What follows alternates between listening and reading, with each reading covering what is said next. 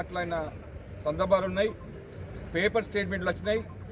కానీ యాజమాన్యం మహిళలు కంప్లైంట్ ఇవ్వకపోవడం వల్ల యాక్షన్ తీసుకోలేదని చెప్తా ఉన్నారు. కానీ ఈరోజు మరొక మహిళ పట్ల అసభ్యంగా ప్రవర్తించి మెసేజ్ పెట్టడం ద్వారా ఆ మహిళ తీవ్రంగా ఆయన దూషించి ఇలా యాజమాన్యానికి కంప్లైంట్ ఇవ్వడం జరిగింది.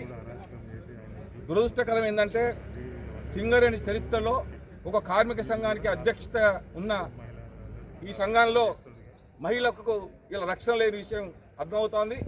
ఇవాళ శ్రీరాంపూర్లో, రామకృష్ణపూర్లో ఎక్కడ చూసినా తెలంగాణ బొగ్గని కార్మిక సంఘం నాయకులు మహిళ పట్ల చాలా అసభ్యంగా ప్రవర్తిస్తున్నట్టు చాలా కంప్లైంట్లు వస్తున్నాయి.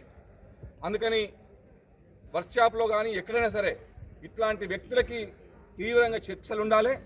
అందుకని ఇలా అన్ని కార్మిక సంఘాలు వర్క్షాప్లో ఉన్న అందరు కార్మికులు మూకుమ్మడిగా అతని పట్ల కంప్లైంట్ ఇవ్వడం జరిగింది. యాజమాన్యం సీరియస్గా తీసుకొని దీన్ని యాక్షన్ తీసుకోవాలి కోరుతా ఉన్నాం. ఇంతేకాదు, గతంలో ఒక పేపర్ స్టేట్మెంట్ వచ్చినందుకు ఆ విలేకరిని ఇలా నానా రకాలుగా ఇబ్బంది పెట్టడం కోసం ఇలా ప్రయత్నం చేసిండు. కార్మిక సంఘంలో ఇది చర్చ జరిగినప్పటికీ వాళ్ళు మహిళకు అనుకూలంగా లేక వాళ్ళ ఫిట్సేట్నే ఇలా సపోర్ట్ చేసినట్టు నాకు సమాచారం ఉంది. అంటే మరి ఒక మహిళ పట్ల జరుగుతున్నప్పుడు కార్మిక సంఘం కూడా స్పందించకపోవడం అనేది చాలా దురదృష్టకరం.